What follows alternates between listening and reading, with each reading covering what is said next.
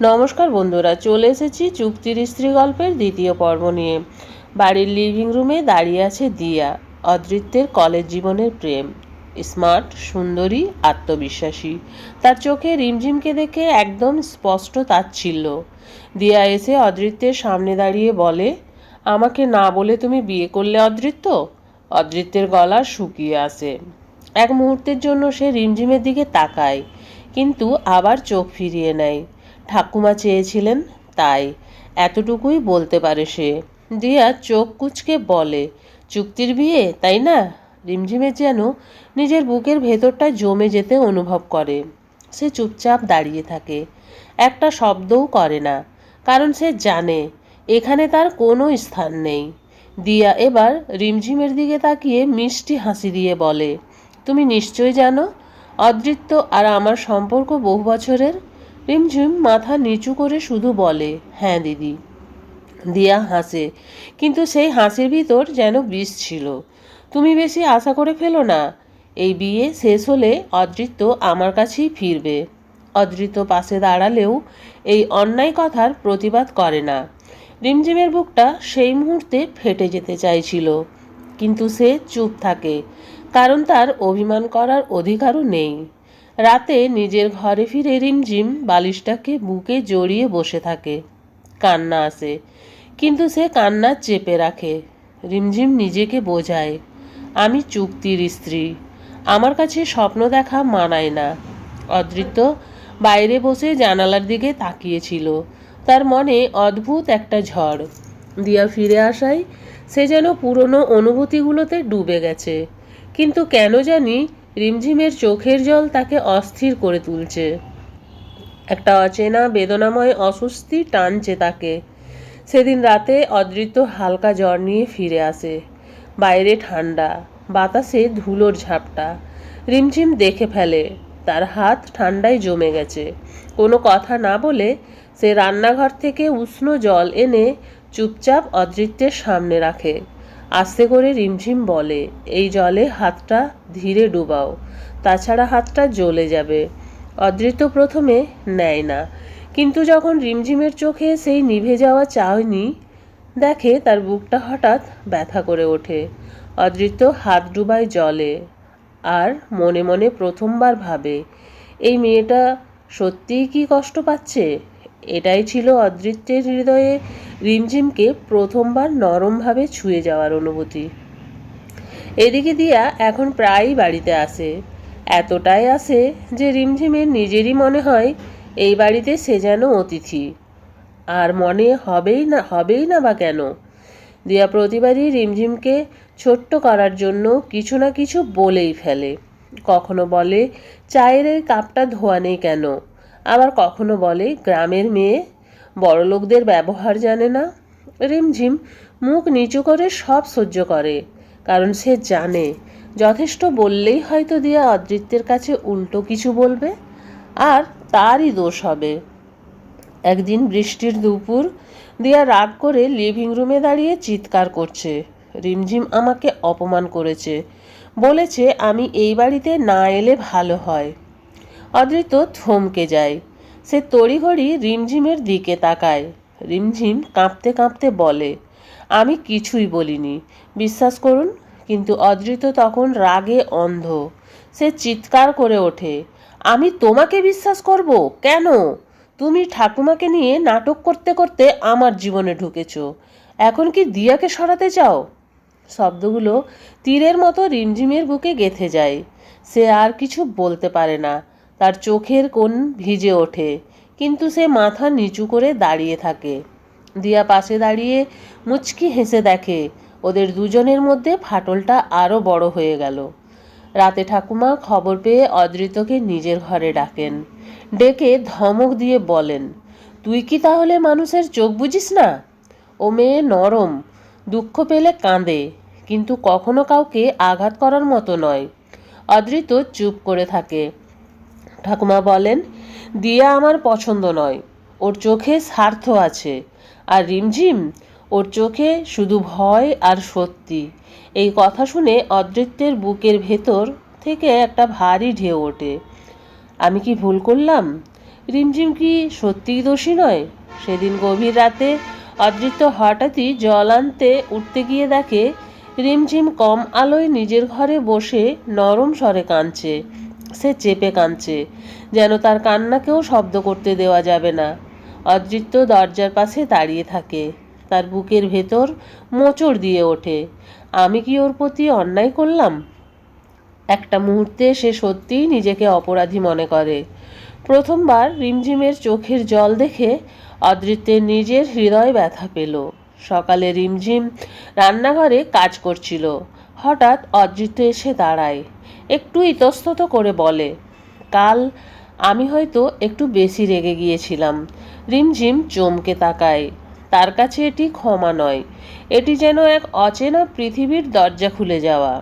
সে মাথা নিচু করে বলে, আপনি রাগ করুন, আপনার অধিকার, আমি কিছু বলবো না।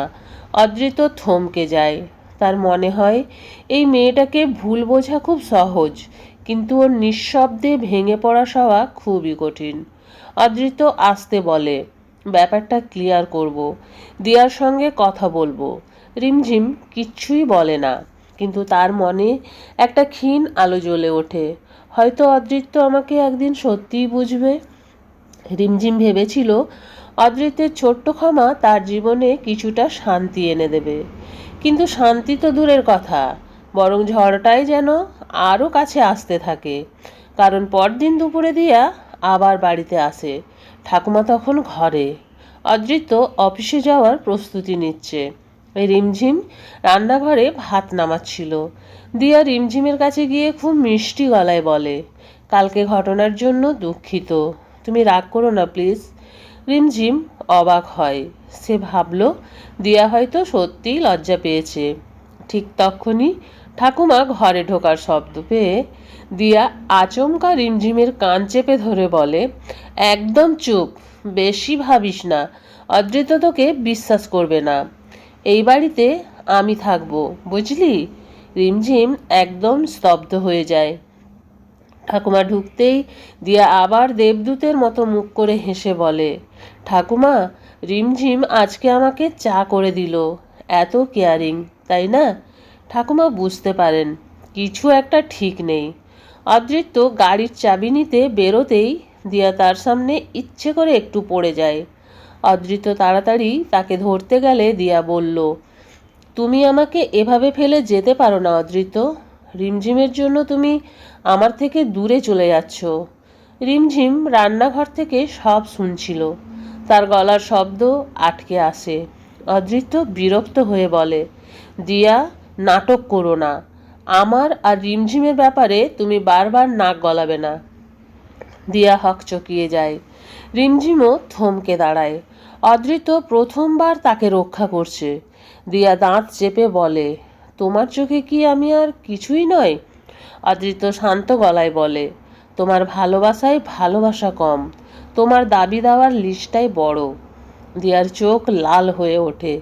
সে বেরিয়ে যাওয়ার সময় রিমঝিমের কাছে এসে ফিসফিস করে বলে, আমাকে হারাতে পারবি না, আমি যা চাই সেটা পেয়েই থাকি। রিমঝিম ভয় পায়, কিন্তু অদৃত্য এইসব কথা কিচ্ছুই শোনেনি। দিয়া চলে যাওয়ার কিছুক্ষণ পর অদৃত্য বারান্দায় দাঁড়িয়ে থাকে। রিমঝিম রান্নাঘর থেকে চা এনে দেয়। চা দিতে গিয়েও তার হাত কাঁপে। অদৃত্য হালকা বিস্ময়ে তাকিয়ে জিজ্ঞাসা করে, তুমি ভয় পাচ্ছ? রিমঝিম মাথা নিচু করে, না মানে, হ্যাঁ আসলে। অদৃত্য প্রথমবার রিমঝিমকে খুঁটিয়ে দেখে। তার চোখে লাজ, ভয়, অপমান সব মিলেমিশে আছে। একটা সরল নরম মানুষ। অদৃত্যের বুকের ভেতর হঠাৎ ধাক্কা লাগে। আমি কি ওর ওপর খুব কঠোর? ও কি সত্যিই কোনোদিন নিজের কথা বলার সুযোগ পায়নি? অদৃত্য অস্থির হয়ে পড়ে। সন্ধ্যায় বৃষ্টি নামে। রিমঝিম কাপড় আনতে ছাদে গিয়েছিল। নেমে আসতেই পা হড়কে পড়ে যায়। অদৃত্য দৌড়ে গিয়ে তাকে ধরে। চোখে চোখ পড়তে এক অদ্ভুত মুহূর্ত জমে ওঠে। বৃষ্টি ঝরে, বাতাস থেমে যায়, দুজনেই স্থির। অদৃত্য খুব ধীরে জিজ্ঞেস করে, ব্যথা পেয়েছ? রিমঝিম অভ্যস্ত না। অদৃত্যের এমন নরম স্বর তাকে কাঁপিয়ে দেয়। না, একটু। অদৃত্য রিমঝিমকে কোলে তুলে বিছানায় বসায়, নিজের হাতে রিমঝিমের হাঁটুতে ওষুধ লাগিয়ে ব্যান্ডেজ বেঁধে দেয়। রিমঝিম বিস্ময়ে তাকিয়ে থাকে।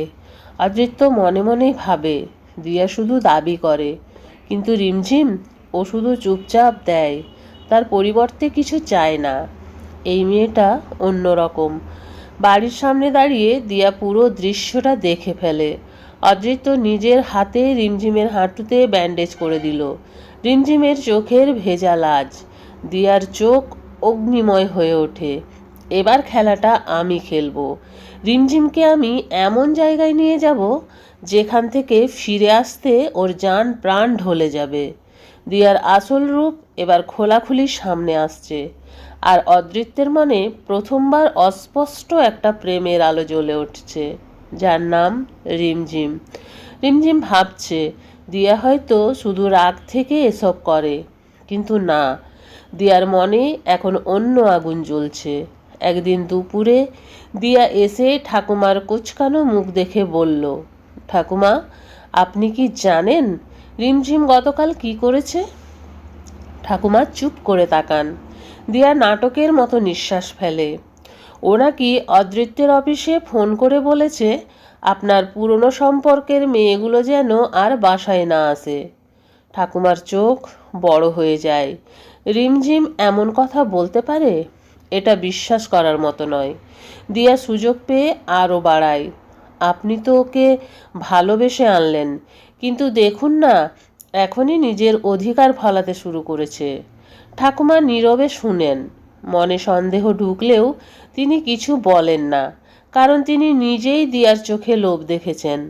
সেই রাতে দিয়া একা রান্নাঘরে ঢুকে ঠাকুমার ওষুধের বয়ামে থাকা আসল ওষুধ গুঁড়া পরিবর্তন করে, তার জায়গায় সাধারণ চাল গুঁড়া ঢেলে দেয়। এটা ক্ষতি করবে না, কিন্তু ঠাকুমা ওষুধ না খেলে অসুস্থ হয়ে পড়বে, মাথা ঘুরাবে। দিয়া ফিসফিস করে বলে, ঠাকুমা অসুস্থ হলে দোষ পড়বে কার ওপর? রিমঝিমের ওপর। পরদিন সকালেই ঠাকুমার মাথা ঘোরা শুরু হলো। অদৃত্য ভয় পেয়ে বলে, ওষুধটা কি খেয়েছো? ঠাকুমা বলেন, খেয়েছি, রিমঝিমেই তো দিল। দিয়া সুযোগ বুঝে চিৎকার করে ওঠে, দেখেছো, রিমঝিম ইচ্ছে করে ভুল ওষুধ দিয়েছে। রিমঝিম হাঁ হয়ে যায়, আমি কিছুই করিনি, আমি যে ওষুধটা এখানে ছিল সেটাই দিয়েছি। অদৃত্য চুপ, কিন্তু তার চোখে ভয় আর রাগের মিশ্র ছাপ।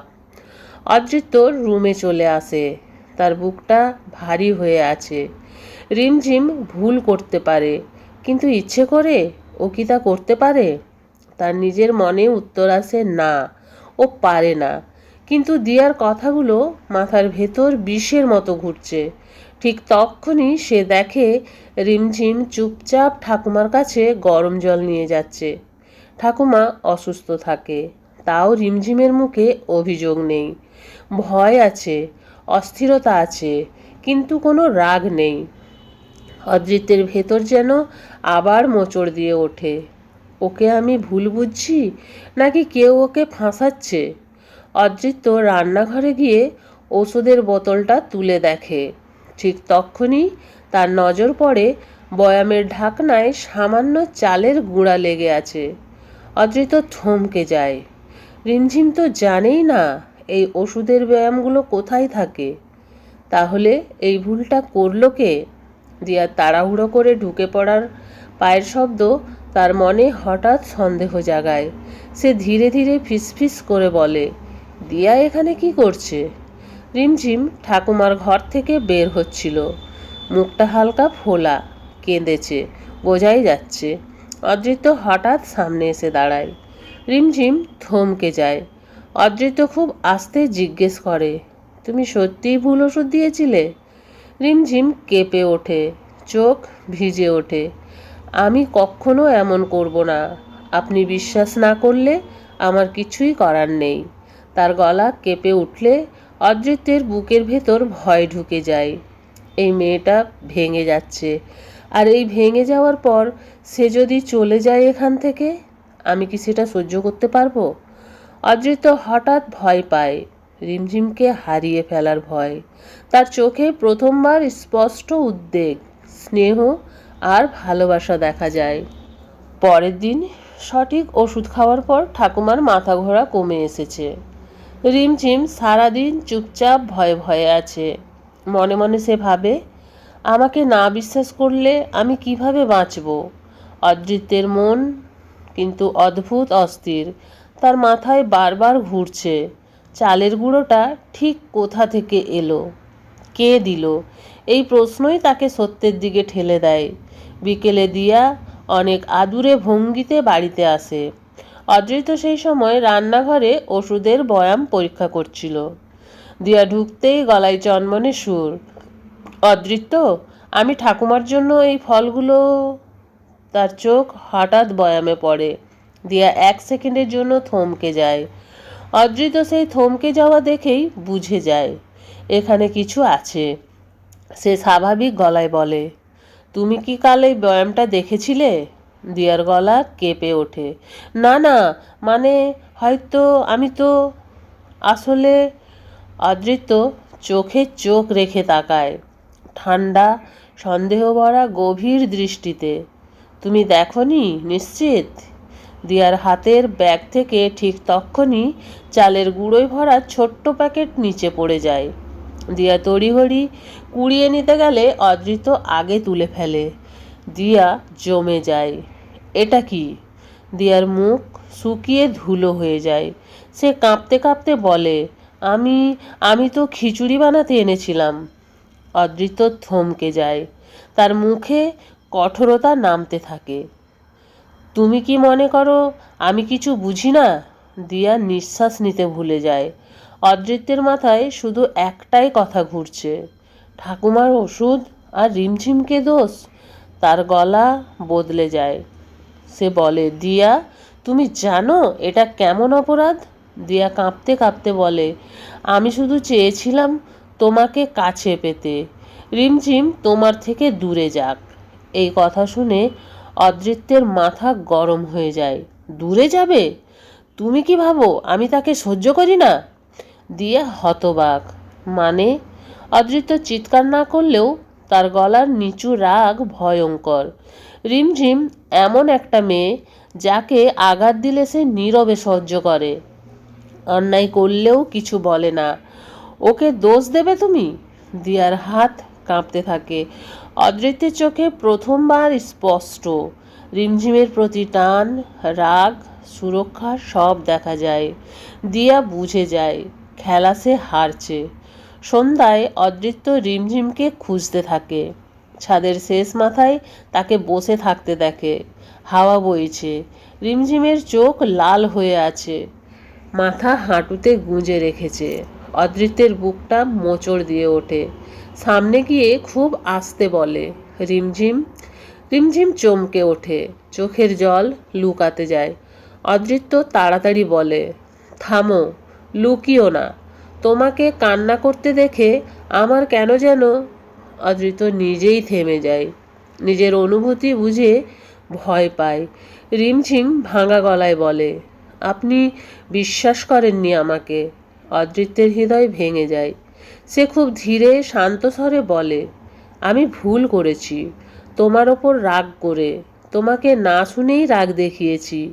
আমি, সে কথাটা বলতে পারে না, আমি তোমার জন্য ভয় পেয়েছি। রিমঝিম চোখ তুলে তাকাতেই অদৃত্যের চোখে স্পষ্ট সত্যি দেখা যায়। সে রিমঝিমকে হারাতে চায় না। রাতে দিয়া আবার অদৃত্যের সামনে আসে। অদৃত্য, আমি তোমাকে ভালোবাসি। রিমঝিম কেন তোমার কাছে আসছে? অদৃত্য হিমশীতল কণ্ঠে বলে, দিয়া, তুমি আমার মনের মানুষ নও। দিয়া স্তব্ধ। অদৃত্য আরও ঠান্ডা স্বরে যোগ করে, আর আমি কার কাছে যাব তা তুমি ঠিক করবে না। দিয়ার মুখ শুকিয়ে সাদা হয়ে যায়। সে জানে অদৃত্য তাকে এবার সত্যিই দূরে ঠেলে দিচ্ছে। সেই রাতে অদৃত্য নিজের ঘরে বসে লাইট বন্ধ করে ফিসফিস করে, রিমঝিমকে আর কেউ আঘাত করতে পারবে না, আমি পারবো না সহ্য করতে। সে নিজের অজান্তেই বলে ওঠে, গল্পটির শেষ পর্ব নিয়ে খুব তাড়াতাড়ি আসবো। গল্পটি তোমাদের কেমন লাগলো তা অবশ্যই কমেন্ট করে জানিও। পরবর্তী গল্প পেতে আমার চ্যানেলটি সাবস্ক্রাইব করে আমার চ্যানেলের সাথে থেকো।